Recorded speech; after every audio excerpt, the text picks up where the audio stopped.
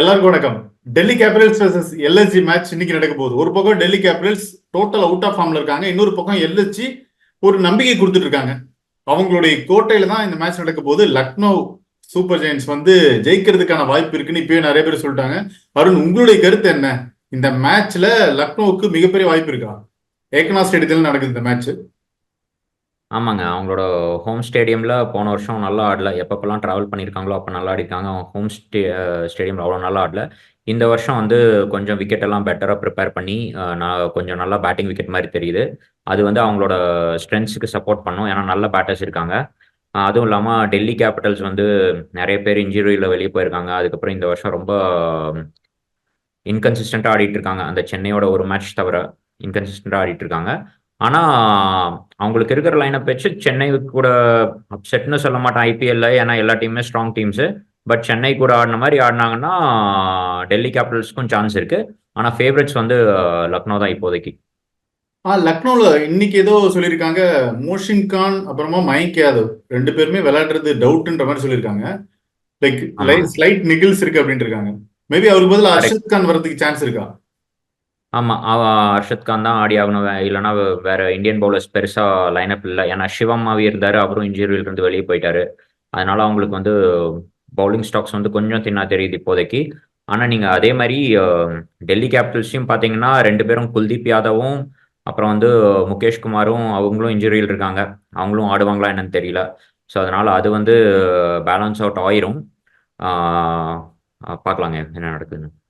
இதுலயும் மிச்சல் மார்ஷோடைய இன்ஜுரியும் இருக்குன்னு இருக்காங்க. அவரும் விளையாடுறது டவுட்ன்ற மாதிரி சொல்லியிருக்காங்க. மேபி அவருக்கு பதிலா யார் சான்ஸ் இருக்கு மிச்சல் மார்ஷ்க்கு பதிலா? மிச்சல் மார்ஷ்க்கு பதிலா போன வருஷமே ரெண்டு மேட்ச்லயே இவரு ட்ரிஸ்டன் ஸ்டப்ஸ் தான் ஆடி இருக்காரு. அவர் தான் கண்டினியூ பண்ணுவாருன்னு நினைக்கிறேன். ஸோ மிச்சல் மார்ஷ் போனதும் அவங்களுக்கு ஒரு ஃபர்ஸ்ட் 3 மேட்ச்ல நல்லா ஆடல மிச்சல் மார்ஷ். பட் அவர் சிங்கிள் ஹேண்டடா ஒரு 3-4 மேட்ச் அவரே ஜெயிச்சு கொடுக்குற மாதிரி பிளேயர். அவர் ஆஸ்திரேலியா கேப்டன் கூட இப்போ நல்லா ஆடிட்டு இருக்காரு. சூப்பர் ஃபார்ம்ல இருக்காரு லாஸ்ட் 1.5 2 இயர்ஸா. அவரு மிஸ் பண்றது பெரிய செட்பேக் டெல்லிக்கு. ஸோ ஒரு 3-4 பிளேயர்ஸ் அவங்க, அதாவது ரிஷப் பந்த், டேவிட் வார்னர், பிருத்வி ஷா, அதுக்கப்புறம் ட்ரிஸ்டன் ஸ்டப்ஸ். பேட்டிங்ல இந்த 4 பேர்ல யாராவது ஒரு 2 பேராவது நல்லா ஆடினாதான் அவங்களுக்கு ஏதாவது ஒரு சான்ஸ் இருக்கு. இல்லைன்னா கஷ்டம்தான். ஓகே, இன்னைக்கு அந்த பிட்ச் கண்டிஷன் ஸ்லோவா தான் இருக்க சான்ஸ் இருக்குல்ல? ட்ரை பிச்சா தான் இருக்குமோ? போன வருஷம் ஃபுல்லா அப்படிதான் இருந்துச்சு. ஆனா நீங்க வேர்ல்டு கப் மேட்ச்லயே இந்தியா இங்கிலாந்து வேர்ல்டு கப் மேட்ச் பாத்தீங்கன்னா ரொம்ப ஸ்லோவா தான் இருக்கும். ஒரு 220 தான் டார்கெட்டா இருக்கும் இந்தியாவுக்கு. அதுவே கொஞ்சம் கஷ்டப்பட்டு தான் சேஸ் பண்ணுவாங்க. இந்த வருஷம் ஆனா சர்ப்ரைசிங்லி ஐபிஎல் பாத்தீங்கன்னா பிச்சஸ் கொஞ்சம் பெட்டரா இருக்கிற மாதிரி தெரியுது. ஒரு 170 180 டார்கெட் இருக்கிற மாதிரி தெரியுது பிச்சஸ். நீங்க போன மேட்ச் குஜராத் டைட்டன்ஸோட லக்னோ சூப்பர் ஜெயின்ஸ் ஆடின மேட்ச் பாத்தீங்கன்னா 165 அடிப்பாங்க லக்னோ. வேற குஜராத் டைட்டன்ஸ் 130 கால் அவுட் ஆயிருவாங்க. ஸோ அது ஸ்லோவர் சைடில் இருந்துச்சு. ஆனால் அதுக்கு முன்னால் நடந்த 2 மேட்சும் கொஞ்சம் ஒரு 180 மாதிரி டார்கெட் வந்திருக்கு. நீங்கள் இன்னொரு விஷயம் என்ன பார்க்கணும், பிச்சஸ் கொஞ்சம் ஸ்லோவர் ஸ்லைடில் இருந்தாலும் நீங்கள் Nicholas Pooran, Marcus Stoinis, KL ராகுல், அதுக்கப்புறம் இவர் குவிண்டன் டிகாக் மாதிரி பேட்டிங் லைனப்போட நீங்கள் ரொம்ப ரொம்ப நல்லா பவுல் பண்ணாங்க. அதாவது குஜராத் டைட்டன்ஸ் ரொம்ப நல்லா பவுல் பண்ணாங்க. அதனால தான் அவங்கள 165 கண்டெயின் பண்ணிட்டாங்க. இப்போ டெல்லியும் ரொம்ப நல்லா பவுல் பண்ணும். டெல்லி கேபிட்டல்ஸும் ரொம்ப நல்லா பவுல் பண்ணலன்னா அவங்கள லக்னோ சூப்பர் ஜெயின்ஸை கண்டெயின் பண்றது ரொம்ப கஷ்டம். ஓகே, ஆமா, அந்த நிக்கோலஸ் பூரான்லாம் ஸ்டார்ட் பண்ணிட்டாருன்னா போதும். நிக்கோலஸ் பூரான், குவிண்டன் டிகாக்லாம். ஸோ இவங்க இது இன்னொரு பக்கம் இந்த 2 பேர் பிளேயிங் லெவன் எப்படி இருக்க சான்ஸ் இருக்கு, லைக் டெல்லி மற்றும் லக்னோ? ஸோ ஆல்மோஸ்ட் நீங்க 2 டீம்ஸுமே பாத்தீங்கன்னா ஒரு 4 ஃபாஸ்ட் பவுலர் அதுக்கப்புறம் ஒரு ஸ்பின்னர் மாதிரி தான் ஆடிட்டு இருக்காங்க. பட் அவங்களுக்கு 2 பேருக்குமே இன்ஜுரிஸ் நிறைய ஆயிடுச்சு. டெல்லியில பாத்தீங்கன்னா ஒரு சைடு ஹாரி ப்ரூக்கும் மக்காய் நெட்னியும் நெட்னிங்கிற இவர் ஒரு சவுத் ஆப்பிரிக்கன் ஃபாஸ்ட் பவுலர் 2 பேருமே இதுக்கு முன்னாலேயே வெளியே போயிட்டாங்க, டோர்னமெண்ட் ஸ்டார்ட் ஆகிறதுக்கு முன்னாலேயே. வெரஸ் இவங்கள பார்த்தீங்கன்னா லக்னோ சூப்பர் ஜெயின்ஸு மயங்க் யாதவ் ரொம்ப நல்லா போட்டிருந்தாரு. ஆனால் அவரும் ஏதோ ஹிப் இன்ஜுரிங்கிறாங்க, சின்ன ஸ்வெல்லிங் இருக்குங்கிறாங்க. மோஷன் கானும் கம்ப்ளீட்லி இன்ஜுரி ப்ரோன். ஸோ அந்த இன்ஜுரிஸ்ல இருந்து ஐபிஎல் வந்து ஒரு லாங் டோர்னமெண்ட்டுங்க. அந்த லாங் டோர்னமெண்ட்ல நிறைய டிராவலும் போடுவாங்க. ஒரு மேட்ச் ஹோம் விளையாடுவாங்க, ஒரு மேட்ச் வெளியாடுவாங்க. அதுல வந்து பிளேயர்ஸ்க்கு எஸ்பெஷலி ஃபாஸ்ட் பவுலர்ஸ்க்கு இன்ஜுரி ஆகிறதுக்கு சான்ஸ் நிறைய இருக்கு. அது வந்து நல்லா தெரியுது. ஸோ பிளேயிங் லெவன் அவங்க எப்படி மேனேஜ் பண்றாங்கிறது வந்து அந்த இன்ஜுரிஸ் எப்படி கண்டெயின் பண்றாங்கிறது தான் இருக்கு. Okay, impact place. So impact players வந்து உங்களுக்கு இதுல வந்து லக்னோ சூப்பர் ஜெயின்ஸ்ல வந்து இவர் வரக்கு சான்ஸ் நிறைய இருக்குங்க.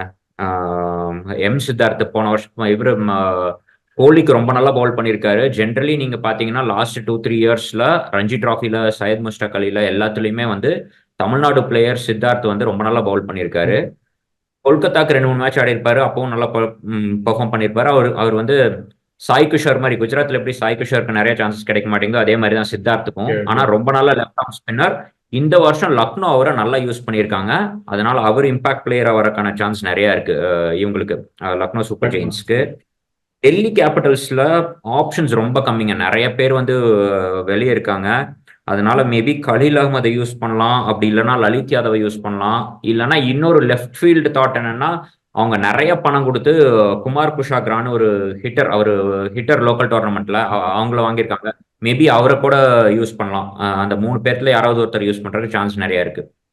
ஓகே, கடைசியா ஒன்னே ஒன்று மட்டும் சொல்லிக்கலாம். அந்த லக்னோவுடைய டிஃபெண்டிங் ஸ்கில் இருக்குல்ல, கொஞ்சம் லோ டார்கெட் அடிச்சாலும் கூட அவங்க ஈஸியா டிஃபெண்ட் பண்றாங்க. அது நல்லாவே ஒர்க் அவுட் ஆகுது நிறைய மேட்ச்ல எல்எஸ்ஜிக்கு. அதை பத்தி உங்க கருத்து என்ன?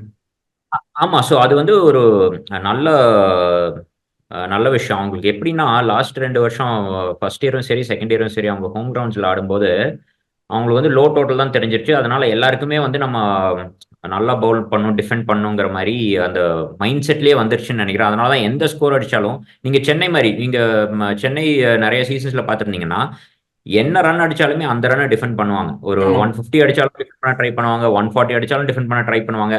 அது வந்து நேச்சர் ஆஃப் தி விக்கெட். கொல்கத்தாவும் அதே மாதிரி தான். கொஞ்சம் ஸ்லோ ட்ரை சர்ஃபேஸ்ல நீங்க வந்து நிறைய ஆடினீங்கன்னா உங்களுக்கு அந்த கான்ஃபிடன்ஸ் வந்துடும். இப்ப லக்னோக்கும் அந்த கான்ஃபிடன்ஸ் தான் இருக்கிற மாதிரி பாக்குறேன். ஒரு 150 அடிச்சாலும் 160 அடிச்சாலும் போன தடவை 165 தான் அடிச்சிருப்பாங்க. குஜராத் ஃபர்ஸ்ட் 5 ஓவர்ல ஒரு 45 ரன் அடிச்சிருப்பாங்க, நோ லாஸ்.